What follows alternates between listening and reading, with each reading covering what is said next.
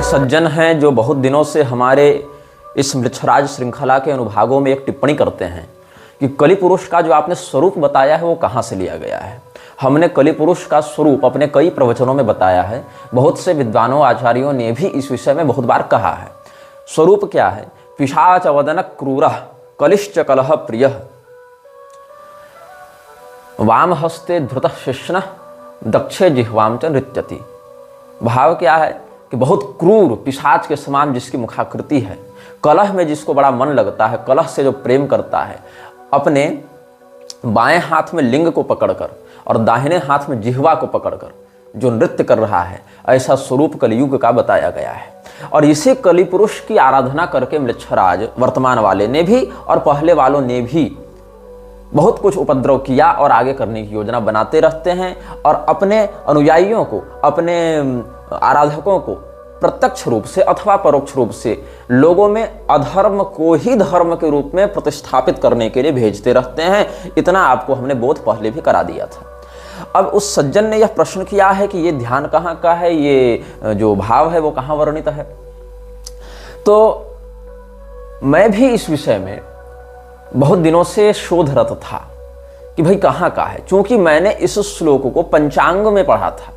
पंचांग जो भारत में मान्य ज्योतिषीगण निकालते हैं, परंपरागत जो पंचांग छपते हैं, अधिकांश पंचांगों में ये श्लोक युग धर्म के स्वरूप निरूपण में पहले दिया होता है, लेकिन वहाँ मुख्य श्लोक तो मिलता है किंतु उसका संदर्भ उन्होंने नहीं दिया होता है। बचपन में हमने पढ़ा था, हम इसी बात को कहते रहे।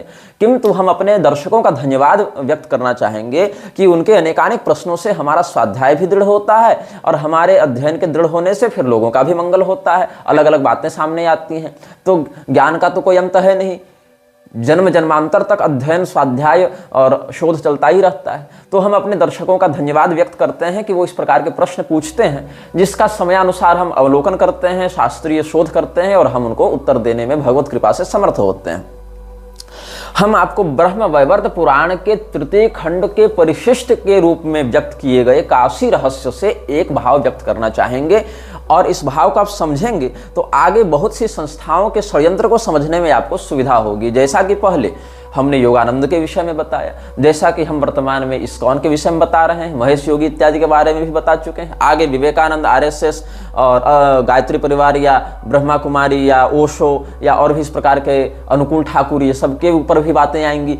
और फिर हम बात करेंगे पॉलिटिकल लोगों पर, हम बात करेंगे नेहरू पर, हम बात करेंगे गांधी पर, हम बात करेंगे सुभाष पर, हम बात करेंगे सावरकर पर, हम बात करेंगे गांधी गोडसे के मध्य हुए झपड़ पर, हम बात करेंगे इंदिरा पर, हम बात करेंगे लाल बहादुर शास्त्री पर, हम बात करेंगे नरेंद्र मोदी पर, हम बात करेंगे अटल बिहारी वाजपेयी पर। ऐसे लोगों पर जो प्रत्यक्षतः इस देश की सत्ता में बैठकर इस देश को अपने हिसाब से चलाने के चक्कर में किस प्रकार से दुर्गति में डालते आ रहे हैं अथवा निकालने का प्रयास करते आ रहे हैं अलग अलग घटनाओं के माध्यम से।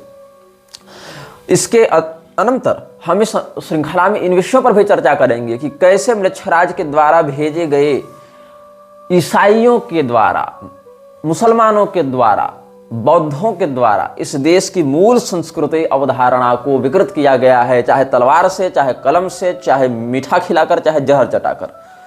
हम इस्लाम के विस्तार पर चर्चा करेंगे, हम ईसाइयत के विस्तार पर चर्चा करेंगे, उनके शासन तंत्र पर इन्फ्लुएंस के विषय में, प्रभाव के विषय में चर्चा करेंगे, धार्मिक जगत पर उनकी क्या व्याप्ति हो रही है, कैसे संक्रमण हो रहा है, बहुत से विषयों पर चर्चा करेंगे। तो ये श्रृंखला लंबी चलने वाली है और आप लोग बारंबार टिप्पणी कर करके कहते हैं इसके बारे में बताओ, उसके बारे में बताओ। हम डिपॉपुलेशन एजेंडा पर बात करेंगे, हम वैक्सीनेशन पर बात करेंगे, हम ग्रीन रिवॉल्यूशन, व्हाइट रिवॉल्यूशन सब पर बात करेंगे, हम नसबंदी पर भी बात करेंगे, हम मतलब जितने भी विषय तत्वों से जुड़े हैं, हम मेडिकल फार्मा पर बात करेंगे, मेडिकल माफिया, जुडिशियल माफिया, हम WEF सब पर बात करेंगे। लेकिन समय अनुसार, ऐसा नहीं कि आपके टिप्पणी कर देने से हम सारा काम धंधा छोड़ के और एक ही विषय पर भिड़ जावे, पड़ जावे कि नहीं यही बात है, ऐसी ही है, वैसी है। नहीं हो सकता है ऐसा, क्योंकि समय कम होता है, विषय अनंत होते हैं और उसकी अभिव्यक्ति करके फिर उसको एडिट करके फिर उसको अपलोड करके फिर आप सबों की प्रतिक्रियाओं की पुनः प्रतिक्रिया देने में ही बहुत समय निकलता है और मेरे पास इतना समय होता नहीं है। इसीलिए भगवत कृपा से, भगवत प्रेरणा से जितना मिल रहा है उतना आप ग्रहण करते जाएं और धैर्यपूर्वक आगे आने वाले विषयों की प्रतीक्षा करते रहें। यही आप सबों के प्रति हमारा परामर्श होगा। तो हम बात कर रहे थे कलयुग के स्वरूप की। चूंकि मृच्छराज ये सारे उपद्रव कलयुग को प्रसन्न करने के लिए करता है, कलिवृद्धि के लिए करता है, और कलयुग जितना पुष्ट होता है उतना ही मृच्छराज का बल बढ़ता है। मृच्छराज का बल बढ़ता है, उसके पैशाचिक ऐश्वर्य में वृद्धि होती है। तो मृच्छराज जिसकी आराधना करता है, ऐसा कलिपुरुष कैसा दिखता है, उसकी कार्य प्रणाली क्या है, उसके प्रभाव से क्या क्या परिणाम देखने को मिलते हैं, ये सब हम आपको प्रमाण के साथ बताएंगे, श्लोक के साथ बताएंगे, हिंदी सरल अनुवाद के साथ बताएंगे। तो जब भगवान ब्रह्मदेव के द्वारा चारों युगों का प्रवर्तन किया गया था, देखो कोई भी युग अकेला नहीं रह सकता है, प्रकाश अंधकार के बिना नहीं रह सकता है, सुगंध दुर्गंध के बिना नहीं रह सकता है। मतलब दोनों साथ साथ नहीं रहेंगे एक जगह एक साथ, लेकिन प्रकृति में सत्वगुण रजोगुण तमोगुण तीनों रहेंगे वैषम्य भाव से, तभी संसार चक्र प्रवर्तित होगा। ये बात मैं समझाना चाह रहा हूं। किसी भी एक वर्ण से, किसी भी एक तन्मात्रा से, किसी भी एक तत्व से, किसी भी एक गुण से, ये किसी भी एक कालखंड से संसार गतिमान नहीं हो सकता है। इसीलिए अपेक्षाकृत कम ही सही, लेकिन किसी मात्रा में अधर्म को रहना पड़ेगा, किसी मात्रा में तमोगुण को रहना पड़ेगा। इसीलिए कलयुग को पूरे समय चक्र में कितना हिस्सा मिला है? मात्र 10%, 1/10 मिला है। मतलब सतयुग को कितना मिला है? 40%, त्रेता युग को 30%, द्वापर युग को 20% और कलयुग को 10%। ये कालखंड में इनको भाग मिला है। तो जहां कलयुग मात्र 10% है, उसकी तुलना में द्वापर युग 20% है, इसकी तुलना में त्रेता युग 30% है, इसकी तुलना में सत्ययुग 40% है। वहां हम क्यों डर जाते हैं, हम क्यों भयभीत हो जाते हैं, भ्रमित हो जाते हैं? क्योंकि हम वर्तमान कालखंड में जी रहे हैं। लोग प्रश्न करते हैं कि मृच्छराज क्या इतना बड़ा हो गया कि भगवान से भी बड़ा हो गया? देखो, हमने कभी भगवान से बड़ा तो उसको नहीं कहा। भगवान क्या, हमने तो देवराज इंद्र से बड़ा उसको नहीं कहा। देवराज इंद्र क्या, गुह्यकावतार विक्रमादित्य से हमने उसको बड़ा नहीं कहा। लेकिन बात क्या है, अभी वो प्रभावी है। डायरिया कैंसर नहीं है, लेकिन जब पकड़ता है तो व्यक्ति व्यथित हो जाता है। जबकि डायरिया 2 दिन में ठीक होने वाली बीमारी है, उचित उपचार मिल जावे तो 2 दिन में डायरिया ठीक है। लेकिन वो कैंसर से भी अधिक कष्ट दे देती है उस व्यक्ति को जो तत्काल में उससे ग्रस्त है ना। तो हम तत्काल में उससे ग्रस्त हैं, इसीलिए उसके प्रभाव को हम व्यक्त कर रहे हैं। क्योंकि बड़ा से बड़ा शत्रु अगर आपके घर में एनाकोंडा बैठा हो और आपको पता हो कि वो एनाकोंडा वहां है, तो आप सतर्क रह सकते हैं। आपके माध्यम से उसके द्वारा आपको क्षति पहुंचाए जाने की संभावना कम हो सकती है। लेकिन अगर आपके घर में एक डेंगू का मच्छर उड़ रहा हो और आपको पता नहीं हो और आप उससे बचाव का प्रयास नहीं कर रहे हैं, तो वो आपके जीवन में हावी हो सकता है, आपको मार भी सकता है। ये शत्रुबोध के प्रति जो व्यक्ति की उपेक्षा और सतर्कता है, इसी से परिणाम अपने पक्ष में या अपने विपक्ष में हो जाते हैं। तो म्लेच्छराज की सत्ता उतनी बड़ी नहीं है जितना तुम लोग समझ बैठे हो। हाँ, वर्तमान में हमारे सापेक्ष, हमारे बोध, हमारी तैयारी के सापेक्ष बहुत दृढ़ है, इसीलिए हम उसको महत्वपूर्ण खतरे के रूप में आपके समक्ष व्यक्त करते हैं। और जिस प्रकार के तत्वों को मृच्छराज ने अधर्म को बढ़ाने के लिए भेजा, जैसे कि मूसा, जैसे कि ईसा, जैसे कि पैगंबर, इन लोगों का यशोगान करने वाले जो विवेकानंद हैं, जो प्रभुपाद हैं, उन लोगों की चापलूसी कौन करते रहते हैं? वे लोग जो हमारे धर्म जगत के प्रतिष्ठित विद्वान महापुरुष के रूप में देखे जा रहे हैं, जैसे कि स्वामी राघवाचार्य, जैसे कि स्वामी राजेंद्र दास देवाचार्य, मलुपीठ वाले प्रभुपाद की कितनी भर भर टोकरी प्रशंसा करते हैं। राघवाचार्य जी बेंगलोर जाके इस्कॉन के संस्थान में प्रभुपाद के सामने माथा टेक कर आए। हमने विरोध भी किया मंच से, उन्हीं के संप्रदाय वालों ने विरोध करने का साहस नहीं किया, लेकिन हमने किया, क्योंकि हमको धर्मनिष्ठा की आशा रहती है ऐसे लोगों से। लेकिन एक प्रसन्नता की बात यह है कि पुरी के शंकराचार्य जी के जो शिष्य हैं, शिवांशु नारायण द्विवेदी जी, जो आह्वान कॉल ऑफ धर्म नाम का जो यूट्यूब चैनल है उसके संचालक हैं, उन्होंने स्वामी राघवाचार्य जी का एक साक्षात्कार लिया है, जिसमें इस्कॉन के अशास्त्रीयता की पोल खोलते हुए वो देखे गए हैं। मैंने अभी वो साक्षात्कार पूरा देखा नहीं है, मुझे किसी ने वो रील का एक हिस्सा भेजा था। फिर मैंने स्वामी जी से बात की थी, उनसे पूछा तो उन्होंने कहा हाँ एक ऐसा हमने वक्तव्य दिया है। तो हमने कहा ठीक है, हम उसको देखेंगे फिर। और जहाँ तक उस अंश को हमने देखा तब तक सारी बातें अच्छी लग रही हैं। तो अब हम इस विषय में अधिक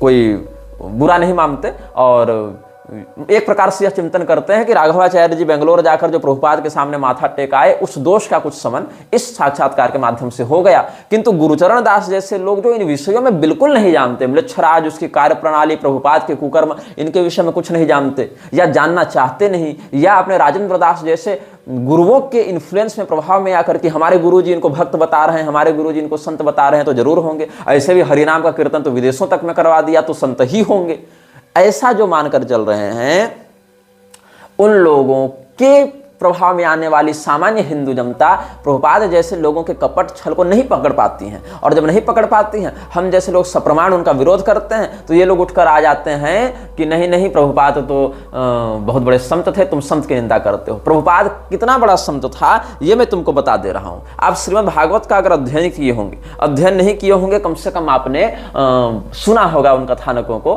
किसी मान्यवाचक के मुंह से, वो ड्रामा डुगडुगी वालों से नहीं। तो उसमें चतुर्थ स्कंध में एक पुरंजनोपाख्यान है जो देवर्षि नारद ने व्यक्त किया है। तो अभिज्ञात और पुरंजन के माध्यम से वहां पर ब्रह्म और जीव के संबंध और उनके सांसारिक व्यामोह में फंसने या न फंसने के विषय में बताया गया है। तो वहां एक प्रकरण आता है जब राजा पुरंजन अपने मित्र अभिज्ञात के साथ भारत भूमि में अपने योग्य निवास स्थान की खोज में रहते हैं। एक बहुत सुंदर दुर्ग का दर्शन होता है। नवद्वार समन्वित उस पूर्व में जब राजा पुरंजन प्रविष्ट होते हैं तो अभिज्ञात बाहर ही निकल जाते हैं, वो नहीं फंसते हैं उन सभी विलासित बातों में। तो राजा पुरंजन को वहाँ एक बहुत ही सुंदर स्वरूप वाली स्त्री दिखाई पड़ती है। उस स्त्री के रक्षक के रूप में एक पंचमुखी सर्प था, 10 सेवक हैं, सैकड़ों सेविकाएं हैं। ये सब बातें हैं, वो सब आप हमारे या किसी मान्य विद्वान के प्रवचनों में सुन सकते हैं। पुरंजनोपाख्यान के विषय में बहुत से वक्तव्य यूट्यूब पर भी आपको उपलब्ध होंगे। तो उस स्त्री से, उस रमणी से प्रेम का अनुभव करने के कारण राजा पुरंजन ने बड़ी चातुरी के साथ, बड़े केली कला निपुणता के साथ प्रेम प्रस्ताव रखा है। और उस स्त्री ने उसके प्रेम प्रस्ताव को स्वीकार भी किया है। और प्रेम प्रस्ताव को स्वीकार करने के समय उसने एक बात कही है, पितृदेवर्षि मर्त्यानाम भूतानाम आत्मनश्चह क्षम्यम वदन्ति शरणम भवेस्मिन यद गृहाश्रम। हम लोग गृहस्थ धर्म का पालन करते हैं, मतलब आप हमसे जो विवाह करना चाहते हैं, हम इस प्रस्ताव को स्वीकार करते हैं। कौन कह रही है? वो स्त्री। स्त्री का नाम क्या है कोई नहीं जानता, लेकिन उसको पुरंजनी के नाम से हम व्यक्त कर देते हैं, क्योंकि शास्त्र में वैसा ही संकेत प्राप्त होता है। उसका वास्तविक नाम कुलगोत्र वो नहीं जानती थी, ऐसा उसने कहा।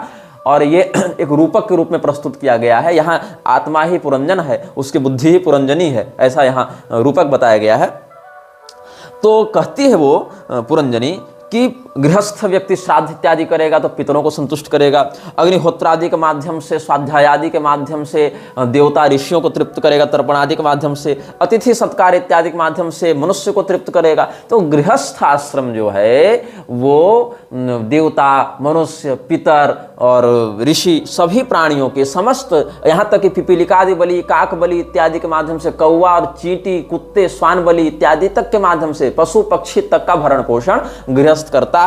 तो इससे समस्त लोगों का हित है, कल्याण है, मंगल है। इसीलिए हे राजन, हम गृहस्थाश्रम में जाते हैं। इस प्रकार का भाव व्यक्त किया है। आगे का श्लोक क्या कहता है? का नाम वीर विख्यातम वदान्यम प्रिय दर्शनम न वृणीत प्रियम प्राप्तम मादृशी तादृशम पतिम। हे राजन, आपने हमारे सौंदर्य की, हमारे लावण्य की प्रशंसा की है, तो ऐसा नहीं कि हम ही केवल इतनी सुंदरी हैं, आप भी परम सुंदर हैं, आप बड़े वीर हैं, बड़े उदात्त चरित्र वाले नायक हैं, आप बड़े विख्यात हैं। तो कौन सी ऐसी स्त्री होगी जो आप जैसे सज्जन आर्य पुरुष को अपना पति स्वीकार नहीं करना चाहेगी? इतनी सी बात है इस प्रसंग में कि एक राजा एक रानी के प्रति प्रेम व्यक्त करता है और रानी भी उसके प्रेम को बड़ी पवित्रता के साथ स्वीकार करती है। दोनों विवाह करते हैं, तो दोनों एक दूसरे की सुंदरता या उन्नत व्यक्तित्व की प्रशंसा करते हैं। इतनी सी बात है। लेकिन अब हम इतना बता क्यों रहे हैं? यहां हम बता रहे हैं कि प्रभुपाद ने इसका कैसे व्याख्यान किया है। जिस प्रभुपाद को तुम संत मानते हो और हमारे कथित जगतगुरु लोग जिस प्रभुपाद को बड़ा संत बताते फिरते हैं, उस व्यक्ति ने यहां पर क्या अर्थ किया है जिस अर्थ का कोई तालमेल नहीं इस प्रसंग से।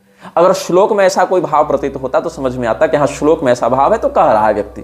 टीकाकार श्लोक के विरुद्ध तो टीका करेगा नहीं, अगर अच्छा टीकाकार है तो। लेकिन यहां पर श्लोक में कोई ऐसा भाव नहीं है, फिर भी अपने से घुसाया है प्रभुपाद ने अनुवाद में। भागवत महापुराण की उसकी टीका को पढ़ना, क्या लिखता है यहां जो है ना, का नाम वीर विख्यातम वदान्यम प्रिय दर्शनम। तो यहां विख्यातम शब्द पर जो व्याख्या की है प्रभुपाद ने, वो क्या कहता है? In this regard the word विख्यातम इज वेरी सिग्निफिकेंट। इस प्रसंग में विख्यातम शब्द बहुत महत्वपूर्ण है। बहुत अच्छी बात है। क्या महत्व है इसका? तो a man is always famous for his aggression toward a beautiful man women. हाँ, a man is always famous for his aggression toward a beautiful women and such aggression is sometimes considered a rape. कोई व्यक्ति, विख्यात का क्या अर्थ है? प्रसिद्ध, famous. विख्यात मतलब फेमस, प्रसिद्ध, सभी लोग उसके बारे में जान रहे हो, उसका अच्छा नाम हो, इतना ही है। अब अच्छा नाम, विख्याति किस उद्देश्य से होनी चाहिए?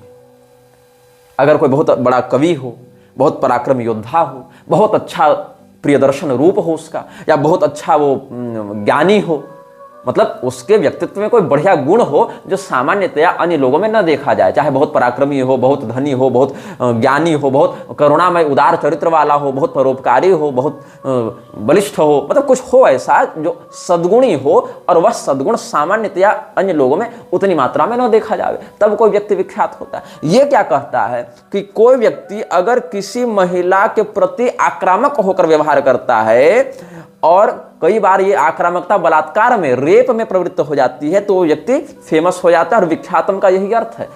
इस मूर्ख को कोई पढ़ावे कि उसको विख्याति नहीं कहते। बलात्कारी विख्यात नहीं होते, कुख्यात होते हैं। वो प्रसिद्ध तो हैं, फेमस तो हैं, लेकिन वो सकारात्मकता के रूप में फेमस नहीं है। वो उसको फेमस ना कहो तुम, नोटोरियस कहो तुम उसको, कुख्याति है उसकी, मतलब वो गलत काम करने के लिए फेमस हो रहे हैं, वो नोटोरियस हैं, कुख्यात हैं, विख्यात नहीं है। और यहां पर राजा पुरंजन को उदार चरित्र वाला बताया गया है, वदान्य बताया गया है कि कौन सी ऐसी स्त्री होगी जो आप जैसे महापुरुष को अपना पति न बनाना चाहेगी। इतना ही नहीं रुका प्रभुपाद, इसकी मेंटेलिटी देखो आगे क्या लिखता है। Although rape is not legally allowed, यद्यपि कानूनी रूप से बलात्कार का समर्थन नहीं किया गया है या बलात्कार को प्रोत्साहित नहीं किया गया, अनुमति नहीं दी गई, फिर भी इट इज अ फैक्ट, ये फैक्ट बता रहा है, it is a fact that a woman likes a man who is very expert at rape. ये क्या कहता है कि औरत, यहां पर औरत ही कहूंगा, औरत हालांकि एक अच्छा शब्द नहीं है, लेकिन इसकी भाषा में वही है कि जो स्त्री बलात्कार करने वाले पुरुष के प्रति आकर्षित हो, मतलब वो भी मानसिक रूप से स्वस्थ नहीं है।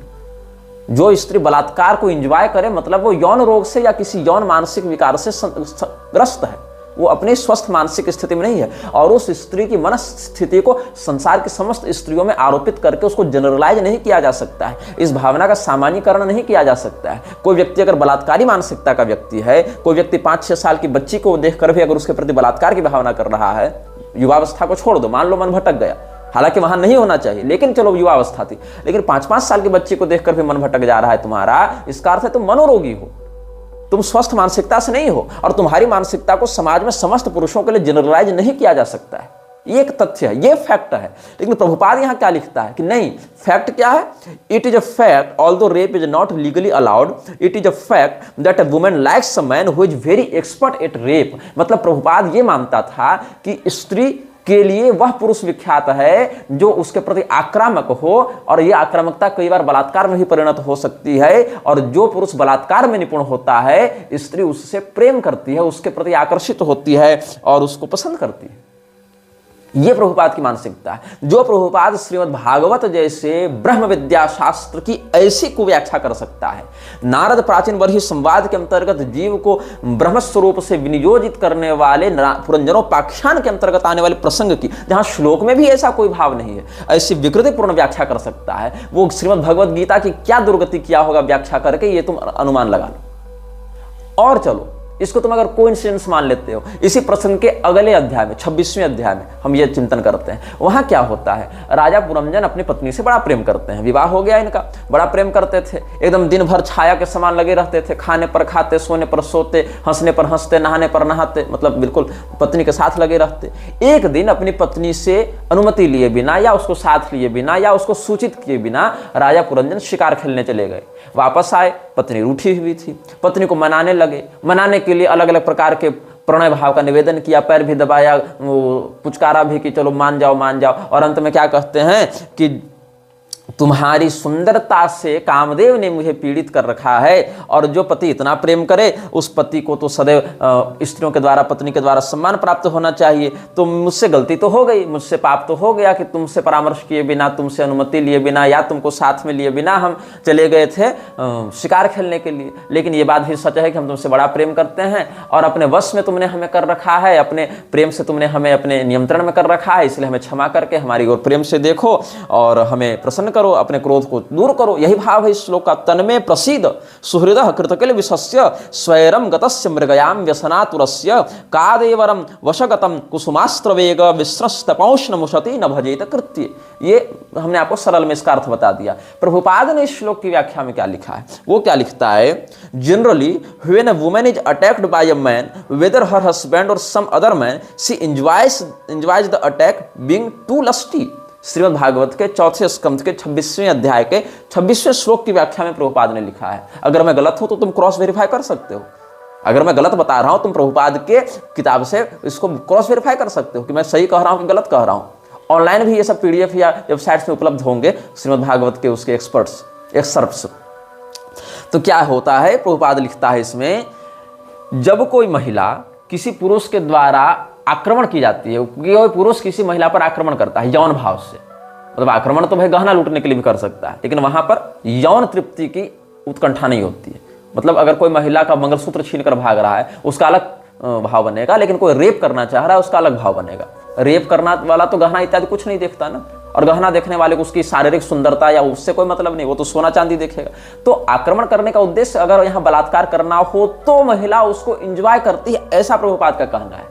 अब देखो होता क्या है, काम शास्त्र में मैंने भगवती की कृपा से द्वादशविध काम शास्त्र का भी अध्ययन किया है। तो काम शास्त्र में बाभ्रव्य मुनि का मत है, पुरूरवा का मत है, साम्राज दीक्षित का मत है, ऐसे करके बहुत कुछ है, वात्सायन महर्षि का मत है। तो जो यहाँ पर भाव है काम शास्त्र में, उसमें नायिका और नायक की कई श्रेणियां होती हैं। तो कई बार क्या होता है, कोई नायिका रति क्रीड़ा के मध्य अपने मुख को लज्जित भाव से नीचे करती है, क्योंकि वस्त्र अनावृत हो रहे होते हैं, तो वस्त्र की न्यूनता के कारण उसको अभ्यास नहीं होता इस प्रकार से न्यून वस्त्रों में रहने का या निर्वस्त्र रहने का।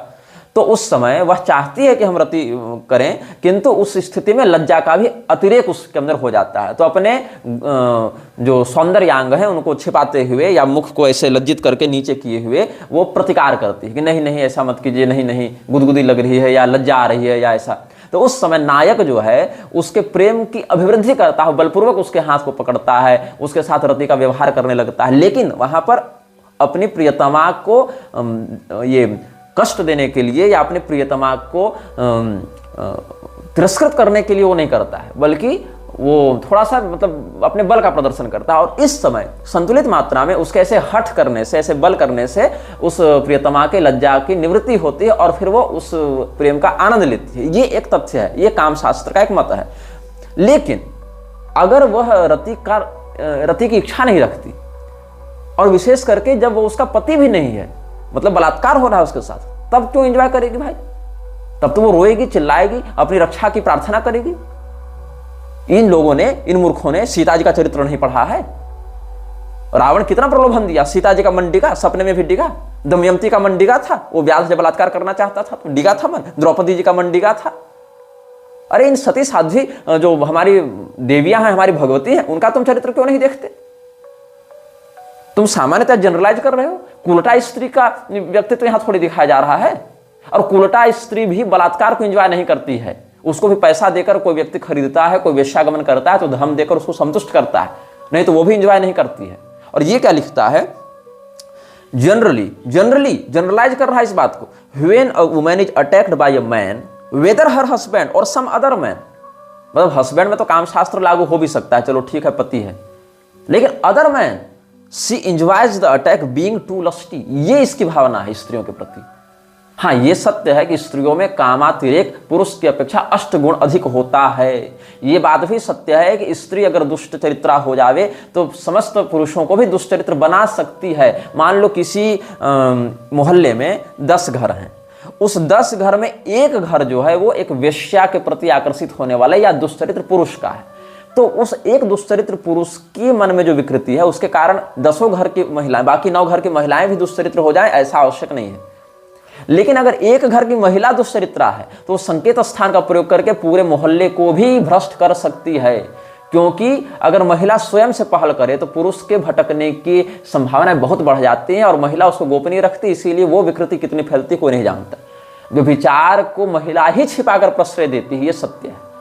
अगर महिला अपने चरित्र पर निष्णात रहे तो अगर उसके साथ कोई बलात्कार करने आ भी जाए तो वो छिपेगा नहीं, वो दंडित होगा समाज के द्वारा, वो पर्दा उसका खुल जाएगा। लेकिन अगर वही छिपाने पर आ जाए, वही अगर प्रोत्साहित करने लग जाए तो सैकड़ों पुरुषों को व्यभिचारी बना सकती है। और अगर सच्चरित्रा तो एक ही पुरुष के व्यभिचार के इसमें प्रस्तावन पर उसका जो है वो जीवन बिगाड़ देगी, ये बात होती है। लेकिन प्रभुपाद ने क्या कहा, दोनों बातों का आप देखें, 25वें अध्याय के 40-41 श्लोक और 26वें अध्याय के 26वें श्लोक, चौथे स्कंद से बता रहा हूं। क्या लिखता है, In this regard, the word Vikyatam is very significant. A man is always famous for his aggression toward a beautiful woman, and such aggression is sometimes considered rape. Although rape is not legally allowed, it is a fact that a woman likes a man who is very expert at rape. Generally, when a woman is attacked by a man, whether her husband or some other man, she enjoys the attack, being too lusty. ये विचार है प्रभुपाद के। और प्रभुपाद जो है वो शिव पुराण इत्यादि की खूब निंदा करता था। प्रमाण नहीं मानेंगे हम इन बातों को, ये सब प्रामाणिक नहीं है ग्रंथ, तामसी पुराण है, इनको हम नहीं मानेंगे। तो किसको मानेंगे, तो क्या मानेंगे, तो क्या लिखता है, we have got this opportunity. ये कहां है, भागवत का जब ये प्रवचन कर रहा था सैन फ्रांसिस्को में बैठकर, प्रभुपाद सैन फ्रांसिस्को में 13 मार्च 1967 ईस्वी को, 13th of March 1967, sitting in San Francisco giving lecture on Bhagavat, Prabhupada states, क्या कहता है Prabhupada, we have got this opportunity, this human form of life with sense, so that we can understand the Shrimad Bhagavatam, Bhagavad Gita और Bible और Quran. These are meant for civilised human society. These are the real words of Prabhupada when he was giving lecture on Srimad Bhagavat sitting in San Francisco on 13th of March 1967।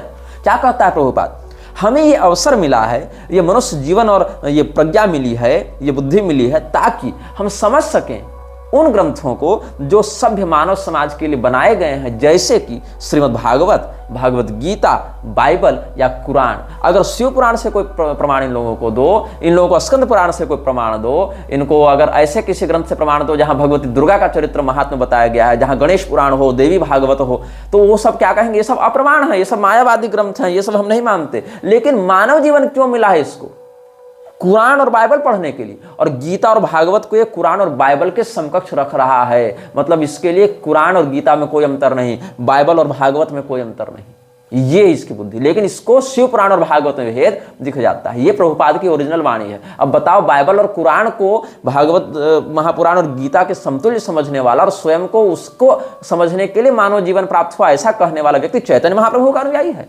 Madhvacharya जी का अनुयायी है, गौड़ी संप्रदाय का आचार्य है। और ये सब आजकल के कथित बड़े बड़े जगत गुरु और महामंडलेश्वर इसको प्रणाम करते हैं। और आगे देख लो क्या होता है। 1 जुलाई 1976 को जब अक्षयानंद ये सबसे बात नहीं, ये जब बात हो रही थी, अक्षयानंद को तो गाली दिया था इसने, अक्षयानंद या क्या नाम है इसका, स्वामी करपात्री जी और स्वामी अखंडानंद जी वो क्या कहा था इसने, it is very popular amongst the Mayavadi people you speak of, all now the so called Vedantis they are speaking on Shrimad Bhagavatam distorting. मतलब आजकल के जो मायावादी वेदांती हैं, जिनको शंकराचार्य की परंपरा वालों को खूब गाली देता था ना प्रभुपाद, लेकिन कभी इसने ईसा मसीह को कुछ नहीं भला बुरा कहा, क्योंकि तुरंत विदेश वाले 2-2 लाख देके निकाल देते वहां से। लेकिन उनका पैसा चाहिए था, उनको अपनी ओर कल्ट बनाकर आकर्षित करना था। स्वामी करपात्री जी जब भागवत महापुराण पर प्रवचन करते थे तो क्या प्रौढ़ता थी उनके व्याख्यान में, अगर आपने सुना है या पढ़ा है तो समझ सकते हैं। स्वामी अखंडानंद जी कितना बढ़िया प्रवचन करते थे, उनके भागवत के मर्म को अगर तुम पढ़ने बैठो, सुनने बैठो, समझने बैठो तो वहां से निकलने मन नहीं करेगा, वहां डूबे रहने मन करेगा। एक एक श्लोक पर ऐसा भाव प्रस्तुत करते थे ये दोनों महापुरुष। और मलुक पीठ वाले महाराज जी भी इन दोनों महापुरुषों की खुलेआम सराहना करते हैं, मंच से प्रशंसा करते हैं और कई मामलों में इनका संदर्भ देकर उदाहरण भी देते हैं। राघवाचार्य जी भी ऐसा करते हैं, पूरी के शंकराचार्य जी भी ऐसा करते हैं। मतलब जो भी इस प्रकार से शास्त्रीय ग्रंथों से जुड़े लोग हैं वो ऐसा करते हैं। किंतु क्या कहा था इसने, प्रभुपाद ने, जो गीता और भागवत को कुरान और बाइबल के समतुल्य बता रहा है और प्रामाणिक बता रहा है कुरान बाइबल को, वो भागवत के प्रवचन करने पर करपात्री स्वामी को कहता था कि तुम तो भागवत के अर्थ को विकृत करते हो। जो रेप का समर्थन भागवत से करवा रहा है, बलात्कार का समर्थन भागवत से करवा रहा है, वो स्वामी करपात्री जी पर आक्षेप करता था कि तुम भागवत की गलत व्याख्या कर रहे हो। और क्या कहता था, रास्कल कहता था। अब बोलना पड़ेगा, लिखा है, कहा है इसने, इसीलिए बोलना पड़ेगा, इसलिए मैं क्षमा चाहता हूं ऐसे महापुरुषों से। मेरा सिद्धांत के विरोध हो भी जावे तो इस प्रकार की हम शब्दावली का प्रयोग नहीं करते हैं। Now the so called Vedantis they are speaking on Shrimad Bhagavatam distorting Akhandananda Karpatri the rascals, ऐसा इसने कहा है। स्वामी करपात्री जी के विरोध में अगर अभी हम ऐसे शब्द का प्रयोग कर दें, भगवत कृपा से नहीं करेंगे, लेकिन अगर कर दें तो कितने लोग मेरे विरुद्ध हो जाएंगे। तो लोग कहेंगे संत की निंदा करते हो, लेकिन इस्कॉन के संस्थापक प्रभुपाद के इन वास्तविक शब्दों पर कोई ध्यान नहीं दे रहा है। और आगे देखो, तुलसीदास जी के विषय में तो कह ही चुका है कि he is not pure Vaishnav, he has got Mayavadi touch. Tulsidas ji pure Vaishnav नहीं है, वो मायावादी प्रभाव में थे, ऐसा कह रहे हैं। लेकिन पैगंबर प्योर वैष्णव था, ईसा मसीह प्योर वैष्णव था, उस पर भी बाद में आएंगे इसके लिए। और क्या कह रहा है, चैतन्य चरितामृत पर जब ये व्याख्यान कर रहा था 1966 में, जब इस्कॉन शुरू बना था 27 नवंबर 1966 को, शुरू में, ये नहीं कि प्रभुपाद के मरने के बाद इस्कॉन गड़बड़ हो गया, शुरू की बात देख लो। If you stick to particular type of scripture, oh I am Christian, oh I can not go beyond my Bible, oh I am Hindu, oh I am can not go beyond my Vedas Purana आज Mahabharata, oh I am Muslim, I can not go beyond my Quran, but you will find because we are all foolish and we will find there is difference between Quran, difference between Bible, and actually there is no difference. Each scripture is all right but according to circumstances, according to country, according to the people they have been differently advised but the ultimate is God। मतलब ये क्या कहता है, और कितनी मोहक और उदारवादी बात इसकी लगती है। लेकिन कैसे इसने स्थापित कर दिया कि कोई क्रिश्चियन है तो बाइबल का अतिक्रमण नहीं कर पाएगा, कोई हिंदू है तो वेद पुराण महाभारत का अतिक्रमण नहीं कर पाएगा, कोई मुसलमान है तो कुरान का अतिक्रमण नहीं कर पाएगा। जबकि सत्य क्या है कि बाइबल भी वही बात कहती है जो वेद पुराण महाभारत कहते हैं, जो कुरान कहते हैं, बस अलग अलग देश और अलग अलग भाषा में कहा गया है। ये कह रहा है, मतलब कैसे कैसे कुरान बाइबल को जोड़ते जोड़ते साथ में वेद महाभारत पुराण को भी उसी औकात में लाकर इसने खड़ा कर दिया है। आगे देखो, भागवत महापुराण के तृतीय स्कंध पर न्यूयॉर्क में जब ये व्याख्यान कर रहा था तो श्रुत्य means revealed scriptures, just like in the world there are many revealed scriptures, there are Vedas, Puranas, Bible, Quran, and there are so many religious scriptures also. श्रुताया शब्द की व्याख्या कर रहा था, तो श्रुताया शब्द का अर्थ इसने लगाया है कि जैसे ग्रंथ जिनको प्रकाशित किया गया, जिनको प्रकट किया गया। तो क्या कहता है, प्रकट किए में बहुत से ग्रंथ हैं, धार्मिक ग्रंथ हैं, जैसे कि वेद हैं, जैसे कि पुराण हैं, जैसे कि बाइबल हैं, जैसे कि कुरान है। ये इसकी सेकुलर मानसिकता थी। ये कृष्ण भक्त नहीं था, ये कृष्ण भगवान के सिद्धांत को वैसे ही पकड़ लिया जैसे कि कोई अजगर किसी खरगोश को पकड़ लेता है। ये इसने किया है। और 1956 में जब इस्कॉन को इसने उस प्रकार से स्थापित भी नहीं किया था, तब क्या कहता था, back to Godhead volume 3 12वां part, definition of the voice and scope, उसमें इसने क्या कहा था, the Vedas, the Bible, the Quran and all such authentic literatures are tangible support to the man who believes in God. Veda, Quran और Bible ये सब authentic literatures हैं इसके लिए। शिव पुराण अप्रामाणिक है इनके लिए, लेकिन वेद किसी समकक्ष बाइबल और कुरान और ये ऑथेंटिक हो गए। और देखो आगे, जो 1967 में 1968 के 15 जून को इसने लेक्चर दिया, वहां से मैं बता रहा हूं। And if you think that oh Krishna is the name of Hindu God, if you have got any objection then you may not chant Krishna, but you have must have a name of for God, just like somebody the Mohammedans call Allah, the Jews call Jehovah and somebody call something that doesn't matter. मतलब अगर तुम कृष्ण को Hindu God समझकर कृष्ण की पूजा नहीं करना चाहते तो कोई बात नहीं, कृष्ण कृष्ण मत चिल्लाओ, मुसलमान हो तो अल्लाह अल्लाह चिल्लाओ, यहूदी हो तो यहोवा यहोवा चिल्लाओ, लेकिन किसी को कुछ तो बोलना ही पड़ेगा, इससे कोई फर्क नहीं पड़ता। तो जब फर्क नहीं पड़ता तो शिव शिव चिल्लाने में क्या दिक्कत है रे, दुर्गा दुर्गा चिल्लाने में क्या दिक्कत है रे? जो कि महाभागवत में तो शिव नाम, दुर्गा नाम, राम नाम इत्यादि का कीर्तन करने कहा ही गया है, तब राम नाम चिल्लाने में क्या दिक्कत है तुमको? तब कृष्ण नाम के पीछे ये हट क्यों करते हो, हम केवल यही उपासना करेंगे? तब तुम्हारी अनन्यता कहां जाती है जब तुम क्राइस्ट और कृष्ण को एक बताते हो? तो ये कपट है इसका। जेनेवा में 4 जून 1974 को इसने क्या कहा था कि मोहम्मद और जीसस भी अवतार हैं, we accept Lord Jesus Christ also, सत्यावेशावतार मोहम्मद सत्यावेशावतार। ये प्रोफेसर रेगमे जो यूनिवर्सिटी ऑफ लॉसेने के संस्कृत के प्रोफेसर थे, उनसे संवाद करते हुए इसने जिनेवा में 4 जून 1974 को प्रभुपाद ने कहा था। किसके सामने कहा? प्रोफेसर रेगमे के नाम पास। प्रोफेसर रेगमे कौन थे? यूनिवर्सिटी ऑफ लॉसेने में संस्कृत के प्रोफेसर थे, और ये कमरे में बात हुई थी जिनेवा में 4 जून 1974 को, जहां ये कहता है कि हम तो लॉर्ड जीसस क्राइस्ट को भी सत्यावेशावतार मानकर स्वीकार करते हैं, पैगंबर को भी सत्यावेशावतार मोहम्मद को भी मानकर स्वीकार करते हैं। ये इसकी बात है, ये कपट तुम समझो यहां पर। और भगवान कृष्ण के अवतारों में जब ये लोग जो बैनर रिलीज किए थे, वहां सबसे ऊपर कृष्ण भगवान है, और उनसे जब आप लाइनेज देखते जाएंगे तो एक जगह प्रभुपाद को कृष्ण का अवतार दिखाया, फिर ईसा मसीह को दिखाया, फिर पैगंबर को दिखाया है। ऐसे व्यक्ति को तुम संत मानते हो? इस व्यक्ति को फ्रीमेसन्स ने खड़ा किया है, मृच्छराज ने खड़ा किया हिंदुओं के विरुद्ध, सनातन धर्म को विकृत करने के लिए। और यहां पर जीसस क्राइस्ट को अवतार बता रहा है, बाइबल और कुरान को प्रामाणिक ग्रंथ बता रहा है, लेकिन भागवत महापुराण के पहले स्कंद के दूसरे अध्याय के 23वें श्लोक में क्या लिखता है कमेंट्री में? The materialists and the foolish human being worship Brahma and Shiva respectively. मतलब जो मूर्ख और भौतिकवादी लोग हैं, मायावादी लोग हैं, या जो अज्ञानी लोग हैं, वो ब्रह्मा जी की पूजा करते हैं, वो शिव जी की पूजा करते हैं। ये अर्थ लगा रहा है। मतलब जीसस क्राइस्ट की पूजा करना ठीक है, पैगंबर की पूजा करना ठीक है, लेकिन शिव जी और ब्रह्मा जी की पूजा करना गलत हो गया प्रभुपाद के लिए। और देखो, रामानुजाचार्य जी और मध्वाचार्य जी को जीसस क्राइस्ट के समान मानता था। क्या आज के वैष्णवाचार्य जैसे मलु पीठवाले जैसे राघवाचार्य इस बात को प्रामाणिक मानेंगे? मध्वाचार्य जी को इसने जीसस क्राइस्ट के समतुल्य रखा है। किस बात के तुम लोग गौड़ी संप्रदाय के आचार्य हो रहे, जो तुम लोग इसका विरोध नहीं कर पाए हो आज तक? ये मैं कहना चाहता हूं। तुम लोग मेरे ऊपर आक्षेप करते हो कि तुम वैष्णवाचार्यों की निंदा करते हो। मैं ही हूं जो वैष्णवाचार्यों के सम्मान के लिए मुखर होकर कहता हूं, और तुम्हारे अंदर जो घुसपैठ है ना, उसको खींच खींच कर बाहर निकालता हूं, जिंदा पोस्टमार्टम करके बाहर निकालता हूं। तो यहां पर क्या हो रहा है, क्या कहता है ये भागवत महापुराण के दूसरे स्कंद के दूसरे अध्याय के 36वें श्लोक की कमेंट्री में? All the great acharya like Ramanuja, Madhva, Chaitanya, Saraswati Thakur, और even in other countries Mohammed, Christ and others have all extensively glorified the Lord by chanting always in every place. यहां पर मोहम्मद और जीसस को रामानुजाचार्य, मध्वाचार्य, चैतन्य महाप्रभु के समकक्ष इसने रख दिया है। और भागवत महापुराण के दूसरे स्कंद के दूसरे अध्याय की 31वें श्लोक की कमेंट्री में क्या लिखता है? To be more clear, if one wants to attain the stage of love of Godhead, he must give up all desires for material enjoyment. He should refrain from worshipping any of the demigods, and he should devote himself only to the worship of the supreme personality of Godhead. मतलब केवल भगवान कृष्ण ही godhead हैं, supreme हैं, और बाकी demigods हैं। लेकिन पैगंबर को तुम मानोगे कि उसकी पूजा करनी चाहिए, वो सच्चा आचार्य था। ईसा मसीह को मानोगे, और बाकी लोग शिव जी, ब्रह्मा जी सब डेमीगॉड्स हैं। अरे कम से कम भगवान ने रुद्राणाम शंकरश्चास्मि वित्तेषु यक्षरक्षसाम तो कहा, वह सुनाम पावकश्चास्मि तो कहा। डेमीगॉड ही अगर मानना है तुमको, परब्रह्म नहीं मानते हो नालायको, तो कम से कम भगवत विभूति में तो गिनो। यहाँ जीसस क्राइस्ट भगवत विभूति में आ रहे हैं, लेकिन शिव जी नहीं आ रहे इनके लिए। ये इनका कपट है, ये इनका द्वेष है।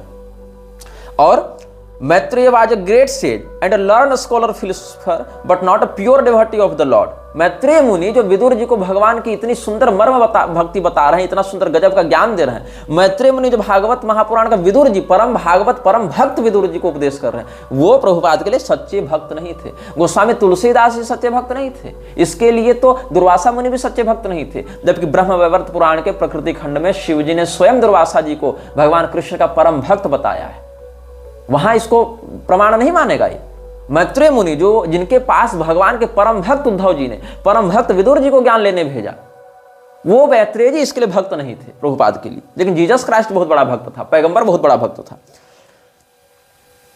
और बहुत कुछ इसने लिखा है जिसके विषय में हम आपको अच्छा, वशिष्ठ मुनि जो भगवान श्री रामचंद्र जी के गुरु, सोचो कितने बड़े भक्त रहे होंगे। अत्रि मुनि जिनके यहाँ भगवान दत्तात्रेय पुत्र बनकर आए, ये लोग इसके लिए भगवान के भक्त नहीं थे। It appears that Vashishtha was not free from tamoguna, the mode of ignorance. Bhagavata Mahapurana के 9वें स्कंध में लिखते हैं ये लोग, अत्रि मुनि can not be counted among the pure devotees. मतलब अत्रि मुनि भी पवित्र भक्त में नहीं, जबकि अत्रि मुनि ने वैष्णवागम की अत्रि संहिता का उपदेश किया है।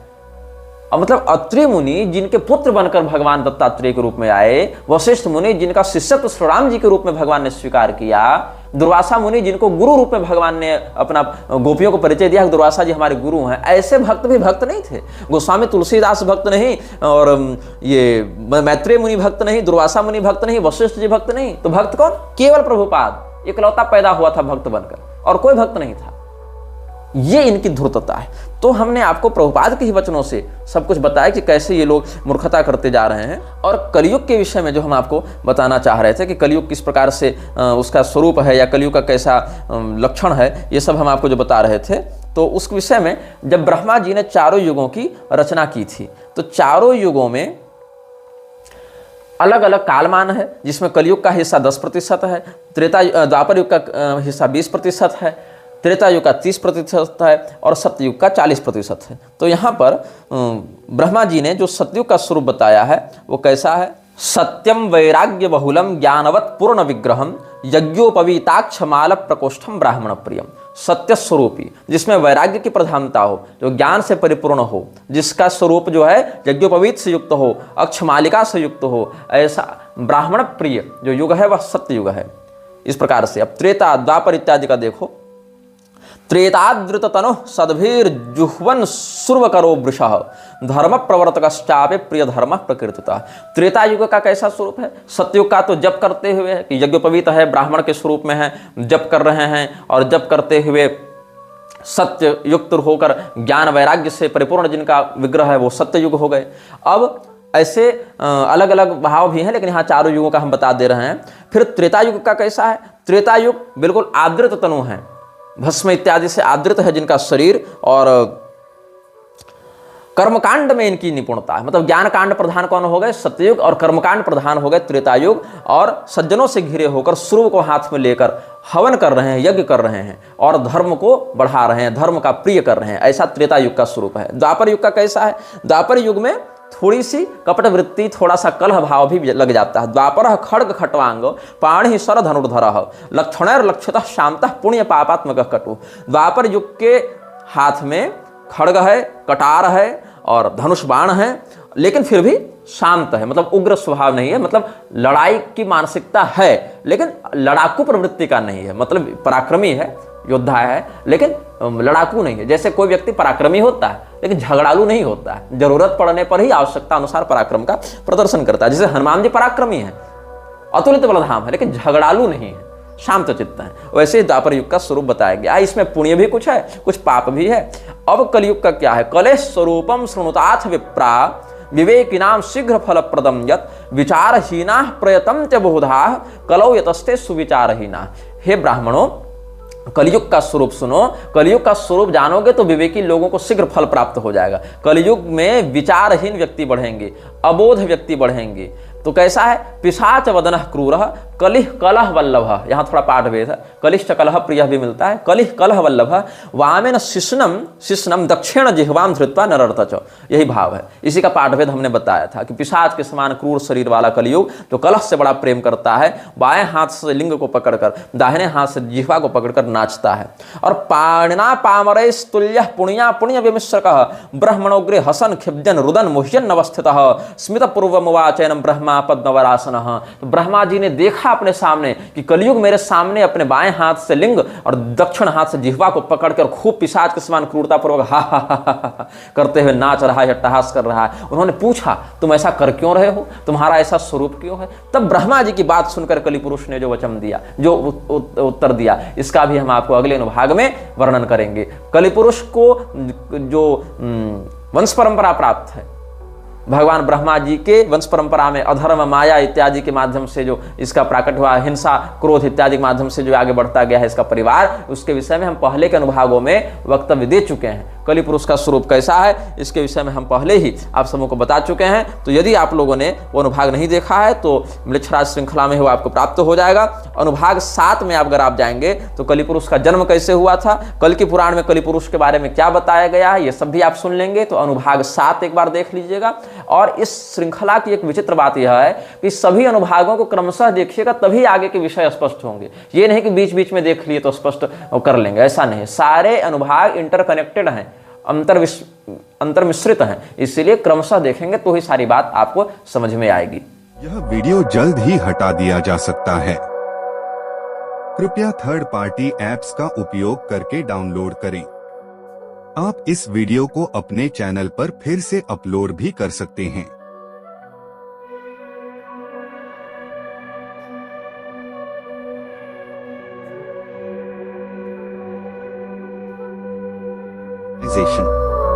This video may get deleted soon. Please download using third-party apps. You may also re-upload this video on your channels. Thank you.